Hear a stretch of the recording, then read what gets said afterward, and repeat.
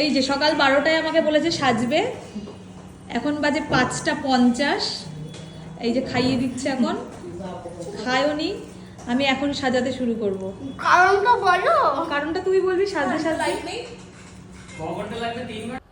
Hello friends, কেমন আছো সবাই? চলো আজকে আবার তোমাদের সঙ্গে আরেকটা স্টোরি শেয়ার করি। আজকে তোমাদের সঙ্গে শেয়ার করব একটা এঙ্গেজমেন্টের স্টোরি। মিষ্টি ক্লায়েন্ট অনুরিমা। অনুরিমা বলো কেমন সাজতে চাও? আমাকে বারবি ডলের মতো করে সাজিয়ে দেবে। চোখটা গ্লিটারি থাকবে, বাকিগুলো একটু গর্জিয়াস থাকবে, একটু সিম্পলের উপরে থাকবে। আর গায়ের মানে আমার যে কালারটা সেটা খুব একটা বেশি করার দরকার নেই, আবার একদম মানে মিডিয়াম একটা। ঠিক আছে, চলো দেখি লাস্ট অব দি রেজাল্ট কেমন আসে।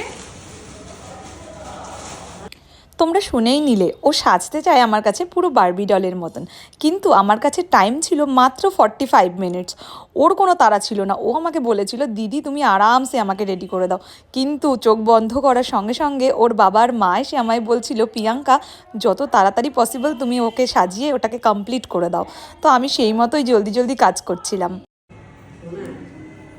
তোকে জ্বালাতন করছি না তো? না না,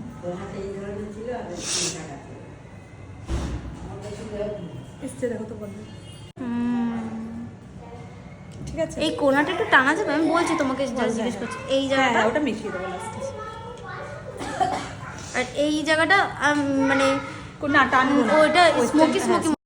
যেহেতু কাজ করতে করতে আমি অনেক গল্প করি, আরও সেই দিন একদম চুপচাপ মন দিয়ে কাজটা করছিলাম যাতে যত তাড়াতাড়ি সম্ভব ওকে আমি ছেড়ে দিতে পারি। তো ও মাঝে মাঝেই বলে উঠছিল দিদি আমি তোমাকে ডিস্টার্ব করছি না তো, দিদি সব ঠিক আছে তো? তো দেখো লাস্ট অবধি কেমন হয়েছে, রেজাল্টটা কেমন এসছে। ও তো খুব হ্যাপি ছিল ওই দিন, আমারও খুব ভালো লাগছিল ওকে। আর তোমরা অবশ্যই কমেন্টে জানিও যে ওকে কেমন লাগছিল। আর অবশ্যই তোমরা লাইক কমেন্ট আর শেয়ার করতে ভুলো না। আর আমার কাজ যদি তোমাদের ভালো লাগে তাহলে তোমরা তোমাদের স্পেশাল দিনেও আমার সঙ্গে কন্ট্যাক্ট করে নিতে পারো। আমার কন্ট্যাক্ট নাম্বার নিচে দেওয়াই থাকলো। চলো আজকের মতন টাটা। আমরা রাত্রে ওখানেই ডিনার সেরে আমার ফ্রেন্ডরা আর আমরা সবাই মিলে অনেক এনজয় করলাম এবং বাড়িতে চলে আসলাম। চলো আজকের মতন টাটা, সবাই ভালো থেকো।